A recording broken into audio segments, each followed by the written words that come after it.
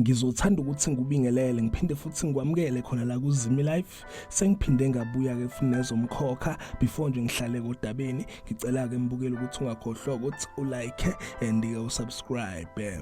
Namhlanje nguphathele kamathiza omkhokha izinto nje okumele kuyilindele lapha kumkhokha kulonke leli week esikulona. Ngizoqala ke la ngendaba ke thinta uGabisile laba veza ukuthi ke umama umprofeti uzotshela kuGabisile indaba ke ithusayo ukuthi ke ukhulelwe.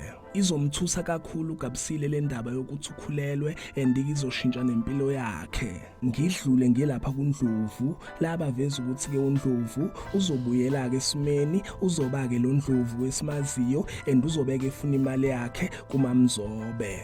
Ngidlule ke futhi ngiye lapha kwindaba ke thinta uSiphamandla laba veza ukuthi ke uSiphamandla uzoba ke nesibonakaliso sokuthi ke umhlambi webandla uzobuya ke lapha ebandleni likaMvelase nangempela ke futhi bazobuya ke ebandleni lakhe uMvelase. Ngidlule ngilapha kuMamzobe noGabisile laba veza ukuthi ke uMamzobe benoGabisile bazoxabana kabi baphinde baveza ukuthi ke uMamzobe uzoqhubeka ke nenkane yakhe uzobeke safuna izikhwama zakhe.